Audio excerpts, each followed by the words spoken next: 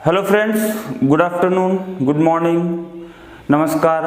आप लोगों का एमिनेंट इंस्टीट्यूट के यूट्यूब प्लेटफॉर्म पर मैं स्वागत करता हूं। मैं उदय तिवारी। हम लोग भारतीय राष्ट्रीय आंदोलन की शुरुआत कर चुके हैं, जिसमें हम लोगों ने पहला चरण देखा था, जिसमें हमने भारतीय राष्ट्रीय कांग्रेस की स्थापना, उसके प्रमुख अधिवेशन और कौन कौन सी कुछ महत्वपूर्ण घटनाएं रही हैं जो भारतीय राष्ट्रीय कांग्रेस से जुड़ी हुई हैं, इनका अध्ययन हम लोग अपने पिछले लेक्चर में कर चुके हैं। आज हम बात करेंगे भारतीय राष्ट्रीय आंदोलन की श्रृंखला में भारत में राष्ट्रवाद के उदय की, राइज ऑफ नेशनलिज्म, या इसी को हम अल्ट्रा नेशनलिज्म की बात करें तो राइज ऑफ अल्ट्रा नेशनलिज्म ये क्या है, क्या कारण रहे हैं, ठीक है। और उसके बाद हम इसमें कौन कौन सी घटनाएं घटित होती हैं जिनके कारण हम इसे अल्ट्रा नेशनलिज्म का नाम देते हैं, उन सब चीज़ों पर आज एक एक बिंदुओं पर हम चर्चा करेंगे। तो आज हम सबसे पहले बात करते हैं राष्ट्रवाद का उदय कैसे हुआ भारत में। हमें पता है कि भारत जो है बहुत ही विशाल सांस्कृतिक धरोहर वाला देश है, ठीक है। भारत जो नाम पड़ा है वो भरत करके एक राजा थे, उनके नाम पर भारत पड़ा, ठीक है। पौराणिक कथाओं में जो पुराण हैं वहाँ पर हम अखंड भारत का नाम भी देखने के लिए पाते हैं, जिसमें हमारी जो सीमा रही है अफगानिस्तान वर्तमान का जो है वहाँ से लेकर आपका बर्मा तक से रही है, दक्षिण में आपका कन्याकुमारी से लेकर ऊपर कश्मीर तक पूरा क्षेत्र हमारा भारत का कहलाता था। अखंड भारत का नाम हम बोलते हैं इसे। हम इसमें देखते हैं कि इसमें बहुत बड़ी बड़ी सभ्यताएं, बहुत बड़े बड़े विश्व के प्रसिद्ध धर्मों का उदय भारत में होता है। जैसे IBC इंडस वैली सिविलाइजेशन एक विशाल आधुनिक सभ्यता रही है। सिंधु घाटी सभ्यता जिसे हम बोलते हैं, ये विश्व की पहली नगरीय सभ्यता रही है, ऐसा माना जाता है, ठीक है। इसके बाद हम देखते हैं वैदिक सभ्यता, ये भी भारत में जन्म लेती है। विश्व के सबसे प्रसिद्ध, सबसे प्रमुख धर्म हिंदुइज्म, बुद्धिज्म, जैनिज्म, सिखिज्म, ये सब भारत में जन्म लेते हैं। तो हम उस परंपरा के लोग हैं जहाँ पर इतनी पौराणिकता है, इतनी डाइवर्सिटी है, और इतने डाइवर्सिफिकेशन होने के बाद भी हम सब एक हैं। तो ये जो राष्ट्रवाद है एक बार में नहीं बना है, इसको बनाने में करोड़ों अरबों साल लगे हैं। जैसे हम देखते हैं कि पुराने समय में भी भारत या अखंड भारत की हम बात करते हैं तो मौर्यन एम्पायर के टाइम पर, चंद्रगुप्त मौर्य के टाइम पर ये एकीकृत हुआ करता था, जिसमें कौटिल्य का योगदान बहुत ही महत्वपूर्ण हो जाता है। फिर चंद्रगुप्त मौर्य के बाद जब हम थोड़ा और आगे बढ़ते हैं तो उसमें हम देखते हैं कि गुप्ता एम्पायर है, गुप्त साम्राज्य के समय में, हर्षवर्धन के समय में, राष्ट्रकूटों के समय में, ठीक है। ये जो पूरा भारत है वो एक होता है। तो हम अपनी पौराणिक जो पुरानी प्राचीन सभ्यता रही है, पौराणिक विरासतें रही हैं, उनको बीच में कुछ ऐसी घटनाएं होती हैं जिसके कारण से हम उनको खो देते हैं। लेकिन अगर हम मध्यकालीन भारत में देखते हैं तो वहाँ भी ये जो भारत है अखंड भारत के जैसा ही था। जैसे हम दिल्ली सल्तनत का टाइम देखते हैं, वहाँ पर भी पूरा भारत एक हुआ करता था। भले ही विदेशी आतताइयों का आक्रमण भारत पे हुआ और उन्होंने भारत के क्षेत्रों पर अधिकार कर लिया, लेकिन ये भारत की विशेषता है, केवल और केवल भारत की विशेषता है कि जितने भी विदेशी आए हैं, चाहे वो शक हों, हूण हों, कुषाण हों, भारत में जो आता है वो यहीं का होकर रच बस जाता है, इसी की मिट्टी में। यही दिल्ली सल्तनत के तुर्कों का हुआ था, यही अरबों का हुआ है। बाद में हम देखते हैं मुगल जब आते हैं, मुगल भी पूरे भारत में एकीकृत अपना राज्य स्थापित करते हैं, वो भारत के ही होकर रह जाते हैं, ठीक है। तो मुगलों के टाइम पर हम औरंगजेब देखते हैं, जहांगीर, शाहजहां, ठीक है। और ये सारे जो सबसे प्रसिद्ध रूलर है अकबर, जलालुद्दीन मोहम्मद अकबर, पूरे मुगल साम्राज्य का सबसे इकलौता सपूत बोल सकते हैं, जिन्होंने पूरे भारत को एक बना के रखा था। तो अलग अलग फेजेस में अलग अलग शासकों ने पूरे भारत को यूनिफाइड रखा और उस समय पर भी राष्ट्रीयता की भावना हमारे देश में मौजूद थी। लेकिन जब मुगलों का पतन होता है तो मुगलों के पतन के पश्चात जो भारत है वो अलग अलग खंडों में विभाजित हो गया। यहाँ पर जमींदारी सिस्टम शुरू होता है और उसके बाद जब विदेशी यूरोपियों का आगमन होता है तो यूरोपियों ने भारत का बहुत ज़्यादा शोषण शुरू कर दिया। तो आखिर ऐसे कौन कौन से कारण रहे हैं, कौन कौन सी परिस्थितियाँ रही हैं, ठीक है, जिसके कारण से दोबारा से जब राष्ट्रवाद का उदय होता है तो उन बिंदुओं पर हम आज चर्चा करेंगे। बाकी क्या क्या घटनाएं इन यूरोपियों के आने के बाद हुई, इन सब पर हम चर्चा अलग से अपने लेक्चर में करेंगे। इसमें हम देखेंगे, हमने लास्ट लेक्चर में देखा भी है कि कैसे उन्होंने भारत के धन को यहाँ से पलायन करके विदेश ले जाते हैं, ठीक है, जिसे हमने धन के पलायन का सिद्धांत या ड्रेन ऑफ वेल्थ थ्योरी में हमने पढ़ा है, ठीक है। इसके अलावा अंग्रेजों की कौन कौन सी पॉलिसीज हैं जिसके कारण से वो भारतीयों का शोषण शुरू करते हैं, भारतीय उद्योग, कुटीर उद्योग, भारतीय व्यापार को ये पूरी बुरी तरीके से नुकसान पहुंचाते हैं। तो ये सारे कारण हैं, ठीक है। इन कारणों पर हम एक एक बिंदुओं पर आज चर्चा करेंगे, क्योंकि मेंस का ये बहुत ही इंपॉर्टेंट क्वेश्चन बनता है, चाहे आप यूपीएससी का एग्जाम दे रहे हो या किसी स्टेट सिविल सर्विसेज का एग्जाम दे रहे हो। आपका मॉडर्न इंडिया से बहुत इंपॉर्टेंट क्वेश्चन बनते हैं। उनमें से एक टॉपिक जो ये है आपका भारत में राष्ट्रवाद का उदय, यहाँ से भी आपसे एग्जाम में क्वेश्चन पूछे जाएंगे। तो आइए स्टार्ट करते हैं, देखते हैं ऐसे कौन कौन से प्रमुख बिंदु रहे हैं। तो सबसे पहले हम बात करते हैं, अपना जो पहला बिंदु है सामाजिक और आर्थिक कारण। सामाजिक और आर्थिक कारण, social and economic basis of rise of nationalism in India. सामाजिक और आर्थिक कारणों के बारे में हम पहले भी कई बार चर्चा कर चुके हैं। आज फिर से मैं एक बार आपको बताता हूं कि भारत में हमने देखा कि अलग अलग संस्कृति और सभ्यता के लोग रहते थे, सब अपने अपने रिचुअल्स को प्रॉपर तरीके से फॉलो कर रहे थे। लेकिन अंग्रेजों के आने के बाद अंग्रेजों ने हमारी जो संस्कृति है, हमारी सभ्यता है, उसको नष्ट करने की कोशिश की।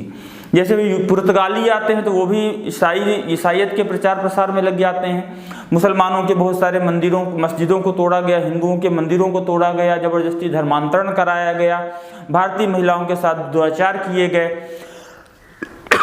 इसके कारण से हम जो है सामाजिक रूप से पतित हो रहे हैं। हमारी सामाजिक मान्यताएं, जैसे हिंदुओं के खिलाफ सती प्रथा का कानून, सती प्रथा की जो परंपरा थी उसके खिलाफ कानून बना दिया जाता है। विधवा पुनर्विवाह अधिनियम 1856 को इंट्रोड्यूस किया जाता है। बाल विवाह पर प्रतिबंध लगा दिया जाता है। तो ये सामाजिक कारण बनते हैं, ठीक है। आर्थिक कारण में हमने देखा था कि दस्तक, नजर और दस्तूर और नजराना, इनके बेसिस पर अंग्रेज जो हैं, अंग्रेज अधिकारी ये फ्री ट्रेड कर रहे हैं, जिसके कारण से भारतीय उद्योग व्यापार जो है बुरी तरीके से प्रभावित होता है। भारतीय कुटीर उद्योग खत्म हो जाता है, ठीक है। यहाँ के हैंडीक्राफ्ट और बाकी सारी चीजें पतन की ओर चली जाती हैं, ठीक है। भारतीयों पर बहुत ज्यादा टैक्स आरोपित किए जाते हैं। तो भारतीयों में एक यूनिटी की भावना आती है, ठीक है।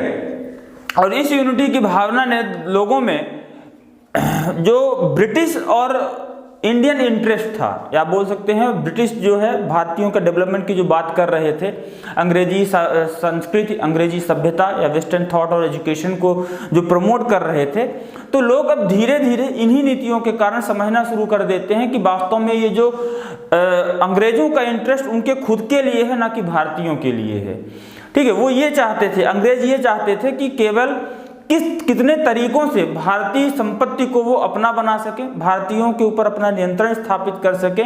इसीलिए चाहे रेलवे लाइन का इस्टेब्लिशमेंट हो, चाहे पोस्टल सर्विसेज का हो, टेलीग्राफ लाइन का इस्टेब्लिशमेंट हो, ये सब अंग्रेजों ने अपने डेवलपमेंट के लिए किया है। क्योंकि रेलवे लाइन आने से दूर दराज के जो क्षेत्र हैं, ठीक है, जहाँ पर रॉ मटेरियल की अवेलेबिलिटी है, वो अपने फैक्ट्री साइड तक बड़ी आसानी से पहुँचा पाएंगे। और उसी के थ्रू जो माल का जो कन्वेंस है, ठीक है, वो बड़े प्रॉपर तरीके से सस्ता पड़ेगा। इस कारण से अंग्रेजों ने 1853 में पहली बार रेलवे लाइन स्टार्ट की थी, ठीक है। उसके बाद पोस्टी सर्विस, टेलीग्राफ सर्विसेज, जिससे कि कम्युनिकेशन प्रॉपर तरीके से हो पाए, भाई किस क्षेत्र में क्या चीज़ें चल रही हैं, ऑर्डर वगैरह लेना है, माल सप्लाई करना है। तो इन सारी सुविधाओं को सुगम बनाने के लिए अंग्रेजों ने ये सारा डेवलपमेंट किया है। और धीरे धीरे भारतीयों को यह बात समझ में आना शुरू हो जाती है कि इंडियन इंटरेस्ट क्या है उनका और कॉलोनियल इंटरेस्ट क्या रहा है। तो इस इंटरेस्ट के कारण भी भारतीयों में राष्ट्रवाद की भावना का जन्म होता है, ठीक है। वहीं दूसरी ओर हम देखते हैं कि अंग्रेजों ने अपने राजनीतिक और जो व्यवस्थापिका है उसको सुगम बनाने के लिए उन्होंने क्या किया, पूरे भारत को यूनिफाइड कर दिया। सभी जगह पर प्रोविंशियल गवर्नमेंट का एस्टेब्लिशमेंट करना शुरू कर देते हैं। 1858 के बाद तो डायरेक्ट ब्रिटिश क्राउन के कंट्रोल में चला जाता है पूरा भारत। तो जिससे कि ये अपने एडमिनिस्ट्रेशन को सुगम बनाने के लिए इन्होंने क्या किया, पूरे भारत को एक बना दिया। और जब पूरा भारत एक हो जाता है तो उन्होंने अपनी सुविधा के लिए किया था, लेकिन हमारे राष्ट्रवादी आंदोलनकर्ताओं ने, जिसमें हम भारतीय राष्ट्रीय कांग्रेस देखते हैं, यहाँ के जो नेतृत्व था, इन नेतृत्वकर्ताओं ने सारे देश को एक विचारधारा से जोड़ दिया और वो विचारधारा थी भारतीय राष्ट्रीय कांग्रेस की विचारधारा। और धीरे धीरे भारत में राष्ट्रवाद के डेवलपमेंट में भारतीय राष्ट्रीय कांग्रेस का योगदान बढ़ता है। हमने बात की थी कि जब पहली बार भारतीय राष्ट्रीय कांग्रेस का अधिवेशन शुरू हुआ था, मात्र 72 लोग उस अधिवेशन में भाग लेते हैं, लेकिन साल भर के अंदर लाखों लोग उस अधिवेशन से या उस संस्था से जुड़ते हैं। और उसके बाद हम देखते हैं कि 4 साल में लगातार 4 क्षेत्रों में जब अधिवेशन बुलाए जाते हैं तो ये कांग्रेस की जो विचारधारा है वो जनमानस तक पहुंचती है और इससे राष्ट्रवाद की भावना, लोग एक दूसरे को समझना शुरू कर देते हैं। जैसे पहले कम्युनिकेशन की प्रॉपर सुविधा नहीं थी, ठीक है, दक्षिण भारत के लोगों का उत्तर भारत के लोगों के साथ संपर्क नहीं हो पा रहा था, पूर्वोत्तर के लोगों का महाराष्ट्र के लोगों के साथ संपर्क नहीं हो पा रहा था। तो जब रेलवे लाइन का इस्टेब्लिशमेंट होता है तो अधिवेशन बहुत जल्दी से हर साल प्रॉपर तरीके से हो रहे हैं, लोग आसानी से भारी संख्या में एक दूसरे शहर में पहुंच रहे हैं। तो विचारधाराओं के संप्रेषण में इन सुविधाओं का, या बोल सकते हैं जो अंग्रेजों की प्रशासनिक व्यवस्था थी, उसका बहुत ही महत्वपूर्ण योगदान बनता है। ठीक है, इन कारणों से भारत में राष्ट्रीय एक कारण बनता है जिसके कारण से भारत में राष्ट्रवाद का जन्म होता है। ठीक है, इसके अलावा जैसे वेस्टर्न एजुकेशन और थॉट है, वेस्टर्न एजुकेशन एंड थॉट्स, बहुत सारे ऐसे लोग थे इस समय पर जो अंग्रेजी सभ्यता, अंग्रेजी विचारों को बहुत अच्छा मानते थे। और वो लोग क्या है, अंग्रेजी कल्चर के या वेस्टर्न कल्चर के हिमायती थे। उनका ये मानना था कि अंग्रेजों की द्वारा दी जाने वाली जो शिक्षा है वो आधुनिकता की शिक्षा है और इसी आधुनिकता के सहारे हम आगे बढ़ सकते हैं।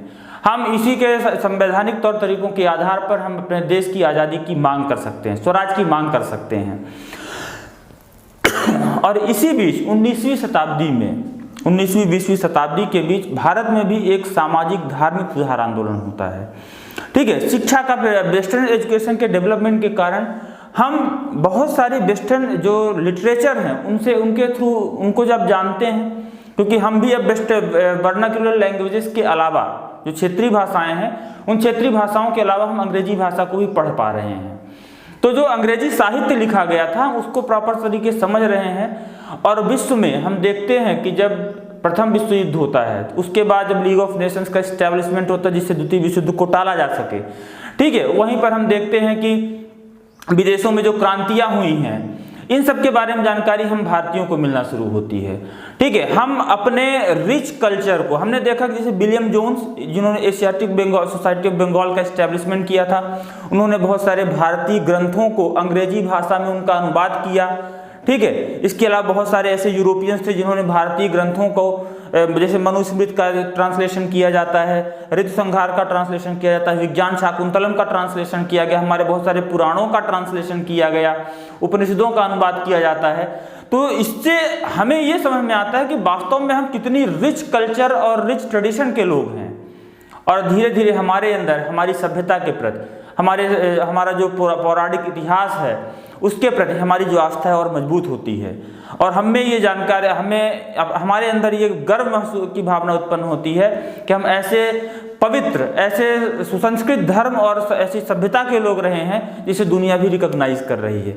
विदेशियों को भी ये इस बात का एहसास हो जाता है कि भारतीय सभ्यता और संस्कृति जो है यूरोपीय संस्कृति सभ्यता से काफ़ी आगे है। जैसे एक उदाहरण मैं आपको बताऊं, 1893 में जब स्वामी विवेकानंद अमेरिका जाते हैं, शिकागो में जब उन्होंने अपना भाषण दिया था, पहले तो उन्हें भाषण देने का मौका ही नहीं मिला था, लेकिन जब वो बोलना शुरू करते हैं कई दिनों तक बोलते जाते हैं।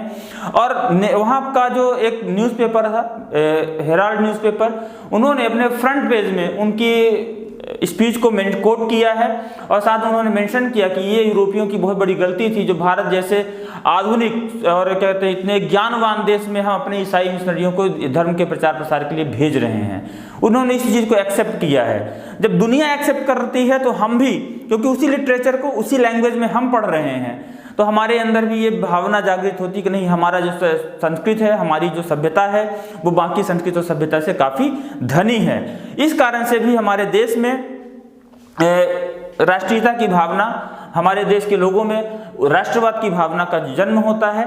और इसके बाद हम देखते हैं शिक्षा का प्रसार। जब एजुकेशन का डेवलपमेंट हुआ तो हम विदेशी जो साहित्य थे उनके अध्ययन भी कर पाते हैं। विदेशी साहित्यों के अध्ययन के बाद भी हमें ये सारी चीज़ें पता चलती हैं कि भारतीय जो साहित्य है वो कितना रिच है, ठीक है, जिससे हम लोगों को एक दूसरे से जोड़ पा रहे हैं। अब हम देखते हैं इसमें कि जो दूर दराज के लोग, जैसे न्यूज़पेपर का डेवलपमेंट हुआ, तो आप बोल सकते हैं कि कंट्रीब्यूशन ऑफ प्रेस। न्यूज़पेपर का जब डेवलपमेंट होता है पहली बार, तो उसमें हम देखते हैं कि भारतीय भाषाओं में बहुत सारे समाचार पत्र छप रहे हैं, बहुत सारे समाचार पत्र जो है अंग्रेजी भाषा में छप रहे हैं, ठीक है। जब समाचार पत्र हैं जब छपते हैं तो लाइब्रेरी में जाते हैं, लोगों तक पहुंचते हैं, ठीक है, तो उससे जो विदेशों में घटनाएं घटित हो रही हैं, जो भारत में जगह जगह पर घटनाएं घटित हो रही हैं, उन घटनाओं ने जनमानस के मस्तिष्क पर एक गहरा प्रभाव छोड़ा है, ठीक है। लोगों में राष्ट्रीयता की भावना को जागृत करने में न्यूज़पेपर का भी बहुत बड़ा योगदान रहा है, ठीक है, क्योंकि जब ये घटनाएं दूर दराज के क्षेत्रों तक जाती हैं तो वहाँ पर लोगों के लिए चर्चा का विषय होती हैं, ठीक है। किसी क्षेत्र पर जैसे मान लीजिए कोई अधिवेशन हुआ या कोई घटना घटित होती है, उस घटना के बारे में, अंग्रेजों की जो नीतियां हैं उनके बारे में, अंग्रेजों के द्वारा जो भारतीयों का शोषण किया जा रहा है उन घटनाओं के बारे में लोगों तक जानकारी पहुंचती है, तो लोगों को समझ में आता है कि वास्तव में अंग्रेज जो हैं या ईस्ट इंडिया कंपनी भारतीयों का भला नहीं चाहती, वो केवल अपना व्यापार और अपना भला चाहती है। इस कारण से भारतीयों पर अधिकार करने के लिए, भारतीयों का शोषण करने के लिए इन लोगों ने ये सारे काम किए हैं। जैसे हम बात करते हैं जैसे राजा राम मोहन रॉय, ये पहले अंग्रेजों के बहुत बड़े हिमायती थे, लेकिन जब वो अंग्रेजी साहित्य और जब विश्व में जो घटनाएं घटित हो रही है, जैसे वहाँ पर हम स्वतंत्रता, समानता, भाईचारा, बंधुत्व, इन सब बातों के बारे में भी हम इन्हीं घटनाओं से, इन्हीं समाचार पत्रों के माध्यम से जानते हैं। विदेशों में बहुत सारे जो जर्नल प्रकाशित हो रहे हैं, वो जर्नल भी जब भारत आना शुरू करते हैं तो उनसे हम पढ़ते हैं, ठीक है, उनको हम पढ़ते हैं तो उनसे भी हमें विश्व की घटनाओं के बारे में जानकारी मिलती है। विश्व के बहुत सारे छोटे छोटे ऐसे देश, जैसे अफ्रीका का एक छोटा सा द्वीप था अबिसीनिया, ये अपनी आज़ादी के लिए मुखर हो जाता है, ठीक है। आप देखते हैं 1919 में अफगानिस्तान भी स्वतंत्र हो जाता है, ठीक है। इसके अलावा जैसे इटली का एकीकरण होता है, यूरोप की क्रांति होती है, ठीक है। रशिया जैसे बड़े बड़े देशों को कहते हैं नुकसान उठाना पड़ता है, छोटे छोटे देश एकीकृत होकर बड़े बड़े देशों के खिलाफ आवाज उठा रहे हैं। प्रथम विश्व युद्ध के बाद जो घटनाएं घटित होती हैं, इन सारी घटनाओं का भी भारतीय स्वाधीनता आंदोलन में बहुत महत्वपूर्ण योगदान रहा है। तो ये कुछ प्रमुख बिंदु हैं, जो सामाजिक और आर्थिक कारण है, वेस्टर्न एजुकेशन और थॉट है, एजुकेशनल डेवलपमेंट है, प्रेस, ये मुख्य कारण बनते हैं जो भारतीयों में राष्ट्रीयता की भावना को जन्म देते हैं, ठीक है। इसके अलावा जो अंग्रेजों के द्वारा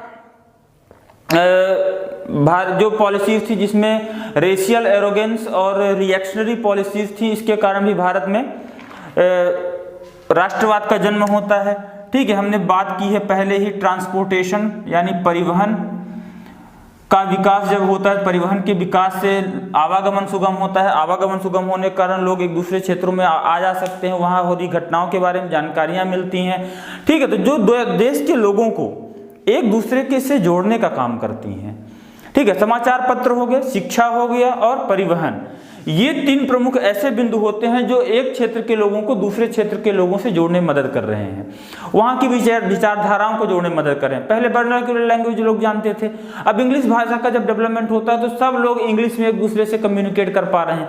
नॉर्थ इंडिया के लोग साउथ इंडिया के लोगों के साथ कम्युनिकेट कर पा रहे हैं, नॉर्थ ईस्ट के लोग आपका महाराष्ट्र के लोगों के साथ कम्युनिकेट कर पा रहे हैं, यानी भाषा में एक बैरियर नहीं रह गया, क्योंकि सबकी एक कॉमन भाषा हो गई है इंग्लिश। पूरे देश में अंग्रेजों का साम्राज्य बन चुका है, तो वहाँ का जो उन्होंने एडमिनिस्ट्रेशन के लिए बनाया था, लेकिन अब नॉर्थ इंडिया का व्यक्ति साउथ इंडिया में जाकर रह रहा है, अंग्रेजी भाषा में वहाँ के लोगों से बात कर रहा है। तो लोगों ने जब एनालिसिस किया तो उन्होंने देखा कि चीज़ें सभी जगह सेम चल रही हैं, यानी कि हर जगह पर भारतीयों का शोषण चल रहा है। इसके कारण से कुछ लोगों ने राष्ट्रवाद को जन्म दिया, कुछ लोगों की विचारधाराओं ने राष्ट्रवाद को जन्म दिया, धीरे धीरे भारत में इस राष्ट्रवाद का जन्म होता है, ठीक है। लेकिन हम बात कर रहे हैं अल्टरनेशनलिज्म की, भी यहीं पर हम बात कर लेंगे। तो ऐसी कौन कौन सी घटनाएं हुई हैं जिन घटनाओं के कारण भारत में उग्र राष्ट्रवाद का जन्म होता है। तो हम देखते हैं उग्र राष्ट्रवाद का जन्म या सेकेंड फेज जो है, सेकेंड फेज भारतीय राष्ट्रीय आंदोलन का जो शुरू होता है आपका 1905 से 1919 तक शुरू होता है। ठीक है, हम आज दो बिंदुओं पर बात कर रहे हैं। एक तो राष्ट्रवाद के उदय की बात की है हमने, तो ये प्रमुख कारण बनते हैं, ठीक है, जिस पर अभी हमने चर्चा की है। दूसरा हम बात कर रहे हैं अल्ट्रा नेशनलिज्म के बारे में, तो उसमें अल्ट्रा नेशनलिज्म का ये जो है भारतीय राष्ट्रीय आंदोलन का सेकेंड फेज है। सेकेंड फेज यानी कि 1905 से 1919 तक, इस बीच कुछ ऐसी घटनाएं घटित होती हैं जो भारत में उग्र राष्ट्रवाद को जन्म देती हैं। ठीक है, जो हमने नेशनलिज्म या बोल सकते हैं भारतीय राष्ट्रीय आंदोलन का जो पहला फेज देखा था, उसमें भारतीय राष्ट्रीय कांग्रेस देखा था, जिसमें लिबरल्स या मॉडरेट्स का प्रभाव था, यानी कि जो नरमपंथी विचारधारा के लोग हैं उनका प्रभाव देखने के लिए मिलता है। लेकिन 1905 से 1919 तक का जो समय है वो समय ऐसा रहा है जिसमें हम देखते हैं कि उग्र राष्ट्रवाद जन्म लेता है। तो कौन कौन सी घटनाएं हैं, हम एक एक करके इनको देखते हैं। सबसे पहला हम देखते हैं, पहली जो घटना है 1905 की, वो है आपका बंगाल का विभाजन। बंगाल का विभाजन जुलाई 1905 में घोषणा की जाती है, 20 जुलाई को, कि 16 अक्टूबर 1905 से बंगाल दो भागों में विभाजित हो जाएगा। ठीक है, बंगाल के विभाजन का कारण ये बताया गया कि बंगाल जो है प्रशासनिक दृष्टिकोण से बहुत बड़ा राज्य हुआ करता था, लगभग 8 करोड़ की आबादी उस समय पर थी बंगाल की। तो अंग्रेजों ने प्रशासनिक सुगमता के लिए बंगाल को दो भागों में विभाजित कर दिया, जिसमें पूर्वी बंगाल और आसाम का क्षेत्र था और बाकी जो बचा क्षेत्र था वो पश्चिम बंगाल था। विभाजन इस तरह पर किया गया कि जिसमें एक क्षेत्र में मुस्लिम ज्यादा होंगे, दूसरे क्षेत्र में हिंदू ज्यादा होंगे। ठीक है, जो माइनॉरिटी क्लास होगा एक दूसरे के लिए यहाँ पर लड़ाई करेगा। तो इस तरीके से सांप्रदायिक फूट डालने के लिए बंगाल विभाजन की नींव रखी गई। और दूसरी ओर इसी के पैरेलल मुसलमानों के हितों के संरक्षण के लिए पृथक निर्वाचन, मुसलमानों के लिए पृथक निर्वाचन क्षेत्र की मांग को पूरा करने के लिए मुस्लिम लीग का भी गठन कर दिया जाता है। तो ये सारी चीज, इन दोनों घटनाओं ने भारत में उग्र राष्ट्रवाद को जन्म देते हैं। हम देखते हैं कि जब बंगाल का विभाजन होता है, कलकत्ता टाउन हॉल से रविन्द्रनाथ टैगोर ने आंदोलन की शुरुआत करी। ठीक है, अमर सोनार बांग्ला एक गीत इन्होंने लिखा था जो आज बांग्लादेश का राष्ट्रीय गीत है। ठीक है, इसकी शुरुआत होती है। यहाँ पर स्वदेशी आंदोलन चलाए जाते हैं, जगह जगह धरना प्रदर्शन किया जाता है, विदेशी वस्त्रों की होली जलाई जाती है, स्वदेशी विकास होता है, स्वदेशी कॉलेज वगैरह खोले जाते हैं, विदेशी ऑफिसेस, कॉलेजेस, स्कूल सारे बंद कर दिए जाते हैं। लोग भारतीयों ने उनका विरोध करना शुरू कर दिया। शराब की जो दुकानें हैं वहाँ पर महिलाओं के धरना प्रदर्शन हो रहे हैं। तो इस तरीके से हम देखते हैं विदेशी बहिष्कार और स्वदेशी अपनाने पर जोर दिया गया और ये स्वदेशी आंदोलन शुरू होता है। ठीक है, हालांकि लास्ट में 1911 में बंगाल का विभाजन जो है पूरी तरीके से रद्द कर दिया जाता है, लेकिन 1905 में हुआ विभाजन 1911 तक में काफी सांप्रदायिक फूट डाल देता है भारत में, यानी कि अंग्रेजों की जो मंशा थी वो पूरी होती है। और इसी बंगाल विभाजन के कारण भारत में जगह जगह पर उग्र राष्ट्रवाद की घटनाएं होना शुरू होती हैं। ठीक है, तो एक घटना ये होती है। दूसरी जो घटना है हम देखते हैं सूरत विभाजन, इसे हम बोलते हैं सूरत स्प्लिट। हमने बात की थी जब भारतीय राष्ट्रीय कांग्रेस का अधिवेशन देखा था, तो हमने बात की थी कि उसमें 1906 का जो कलकत्ता का अधिवेशन था उसमें लाल बाल पाल, इन जो तीनों लोगों की जो तिकड़ी थी वो चाहते थे कि इन तीनों में से कोई अध्यक्ष बने। लेकिन जब नरमपंथियों ने दादा भाई नौरोजी का नाम आगे किया तो ये लोग शांत हो जाते हैं। ठीक है, उनका विरोध नहीं करते हैं। लेकिन जब अगला सेशन नागपुर में होना था तो इन लोगों ने षड्यंत्र करके इसे सूरत में बुलवा लिया और 1906 का अधिवेशन। और सूरत में जब ये लोग अपना अध्यक्ष बनाने वाले थे तो इन नरमपंथियों ने यहाँ भी षड्यंत्र किया और रास बिहारी बोस को अपना अध्यक्ष घोषित करवा दिया। इसके कारण से नरमपंथी जो है, ठीक है, कट्टरपंथी विचारधारा के लोग नरमपंथी विचारधाराओं से अलग हो जाते हैं, अधिवेशन का बायकॉट करते हैं और इस तरीके से इसे हम सूरत विभाजन के नाम से जानते हैं, सूरत स्प्लिट। ठीक है, तो जो लाल बाल पाल हैं, ठीक है, लाला लाजपत राय, ठीक, जिन्होंने ऑलरेडी कांग्रेस को कहा था कि 20 वर्षों से ये याचना करते रहे, भीख मांगते रहे, लेकिन बदले रोटी मांगने गए थे, लेकिन बदले में इन्हें क्या मिला? पत्थर। तो ये लाला लाजपत राय ने कहा था, कांग्रेसियों के लिए कहा था, भारतीय राष्ट्रीय कांग्रेस के लिए कहा था कि ये रोटी अंग्रेजों से 20 साल तक लगातार याचना करते रहे, मिन्नतें करते रहे, रोटी मांगने गए थे और इन्हें बदले में पत्थर मिला। ठीक है। स्वराज का नारा देने वाले बाल गंगाधर तिलक, इन्होंने कहा Swaraj is our birthright and I shall have it. Swaraj हमारा जन्मसिद्ध अधिकार है, उसे हम लेकर रहेंगे। ठीक है। तो ये घटनाएं, इन लोगों की जो घटनाएं हैं, ये इन लोगों की जो विचारधारा है वो उग्र राष्ट्रवाद से प्रेरित है, कट्टरपंथी विचारधारा है। तो ये सूरत विभाजन भी यहाँ पर एक कारण बनता है, क्योंकि इसी के बाद हम देखते हैं बंगाल में अनुशीलन समिति का गठन होता है। अनुशीलन समिति के लोग जो हैं, इनका उद्देश्य था खून के बदले खून। तो सूरत विभाजन की घटना है। ठीक है। मुस्लिम लीग के गठन के बारे में हमने बात कर ही ली है, जो भारतीयों में फूट डालने का एक कारण करती है, काम करती है। फिर Morley Minto reform,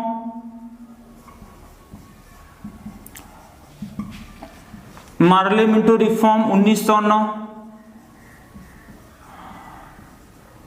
Lord Bharat सचिव मार्ले और वायसराय मिंटो, इनकी अध्यक्षता में जब मुसलमानों के लिए पृथक निर्वाचन मंडल की घोषणा कर दी जाती है। ठीक है। यानी कि सेपरेट इलेक्टोरल कॉलेज जो है, मुस्लिम लीग का जो उद्देश्य था वो पूरा होता है। ये घटना भी भारतीयों के जनमानस में, खास करके जो उग्र राष्ट्रवाद से प्रेरित लोग हैं, कट्टरपंथी लोग हैं, उनको भारत में उनके अंदर राष्ट्रीयता की भावना को जन्म देते हैं और भारत में उग्र राष्ट्रवाद का एक चरण शुरू होता है। ठीक है। फिर इसी के अलावा विश्व में, जैसे विश्व की कुछ घटनाएं हैं। ठीक है। विश्व की घटनाओं में हम देखते हैं फर्स्ट वर्ल्ड वॉर 1914 में हुआ। 1914 में जब प्रथम विश्व युद्ध हो रहा था तो भारत उसमें शामिल नहीं था। ठीक है। अमेरिका भी उधर दूसरी ओर ब्रिटेन के साथ हो जाता है। तो ब्रिटेन में जो, अमेरिका में जो भारतीय राष्ट्रवादी आंदोलन चल रहे थे, जैसे गदर पार्टी वगैरह है, ठीक है, उन्हें अवैध घोषित कर दिया जाता है, उन लोगों को पकड़ने की कोशिश की जाती है। ये सारी घटनाएं विश्व में हो रही हैं। लेकिन हम जब भारत के परिप्रेक्ष्य में बात करते हैं, तो जब महात्मा गांधी भारत में आते हैं तो भारतीयों को बिना भारतीय लोगों से पूछताछ किए, बिना भारतीय राष्ट्रीय कांग्रेस के परमिशन के भारतीयों को प्रथम विश्व युद्ध में शामिल कर लिया जाता है। और भारतीय लोगों को ये बोला गया कि आज प्रथम विश्व युद्ध के बाद हम आपको आज़ादी दे देंगे, आपको स्वराज दे देंगे। लेकिन और उसमें गांधी जी ने भी क्या कहते हैं, बहुत बड़ी भूमिका अदा की थी, भारतीयों को प्रेरित किया कि आप प्रथम विश्व युद्ध में अंग्रेजों का साथ दें, उसके बाद हमें स्वराज मिल जाएगा। ठीक है। इसके कारण से गांधी जी को लोगों ने अंग्रेजों का दलाल, भर्ती करने वाला सार्जेंट, ये ऐसे नामों से पुकारा है। ठीक है। तो ये घटना है। उसके बाद जब अंग्रेज प्रथम विश्व युद्ध खत्म होता है, प्रथम विश्व युद्ध के खत्म होने के बाद अंग्रेजों ने अपनी बात को पूरा नहीं किया। ठीक है। जिसके कारण से भारतीयों में, खास करके गांधी जी और भारतीय राष्ट्रीय कांग्रेस के लोगों में, जो उदारपंथी विचारधारा के थे, नरमपंथी विचारधारा के थे, उनके मन में ये चीज, इस बात का एहसास होता है कि जो अंग्रेज हैं, ठीक है, वे किसी भी तरीके से भारतीयों का हित नहीं चाहते हैं। और वो लोग भी क्या कहते हैं, इस भारत में उग्र राष्ट्रवाद को जन्म देने के लिए या उसको सपोर्ट करना शुरू कर देते हैं। ठीक है। और इसी के बाद हम देखते हैं कि होम रूल लीग भारत में गठित होता है 1916 में। एनी बेसेंट और लोकमान्य तिलक ने यहाँ पर ये बहुत महत्वपूर्ण भूमिका निभाई है। ठीक है। दूसरी ओर हम देखते हैं कि लखनऊ समझौता भी हो जाता है, यानी कि मुस्लिम लीग और भारतीय राष्ट्रीय कांग्रेस दोनों की विचारधारा एक हो जाती है, क्योंकि दोनों को ये पता लग गया था कि अंग्रेज किसी के सगे नहीं हैं। ठीक है। कुछ मुद्दों पर कंप्रोमाइज होता है और इस तरीके से यहाँ पर ये आंदोलन शुरू होते हैं। ठीक है। फिर लखनऊ समझौता, इसके बारे में हम पहले ही बात कर चुके हैं। जिन लोगों को लखनऊ समझौता के बारे में ना पता हो, हमारा पुराना वीडियो देख लेंगे पिछला, जिसमें भारतीय राष्ट्रीय कांग्रेस के बारे में हमने बात की है। एक बार फिर से बता दूं, लखनऊ समझौता 1916 में लखनऊ में हुआ था। भारतीय राष्ट्रीय कांग्रेस और मुस्लिम लीग का एक दूसरे के साथ संविलियन हुआ है, यानी जो दो दल 1906 में अलग हो गए थे, भारतीय राष्ट्रीय कांग्रेस और मुस्लिम लीग, वो दोनों एक बार फिर से एक हो जाते हैं। भारतीय राष्ट्रीय कांग्रेस की अध्यक्षता की है अंबिकाचरण मजूमदार ने और मुस्लिम लीग की अध्यक्षता की है मोहम्मद अली जिन्ना ने। ठीक है। एक घटना ये हो गई। और लखनऊ समझौते के अलावा, ठीक है, हम इसमें देखते हैं home rule league. Home rule league जो है, ये एक आयरिश वर्ड है, आयरलैंड से ये प्रेरित है। आयरलैंड के एक नेता थे रेडमंड, उन्होंने पहली बार इस शब्द का प्रयोग किया था। होम रूल का मतलब होता है स्वशासन या घर का शासन। ठीक है, तो भारत में इसकी शुरुआत करने वाली है एनी बेसेंट।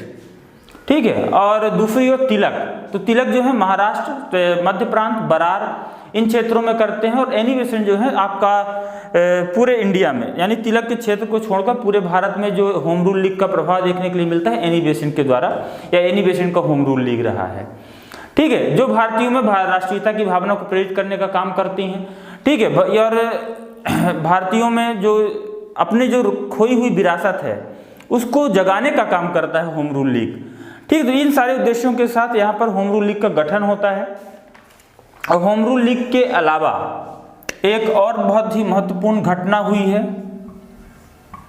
मॉन्टेग्यू घोषणा 1917। मॉन्टेग्यू जो है ये ब्रिटिश संसद में एक अधिकारी हैं, एक अच्छे पद पर कार्यरत हैं।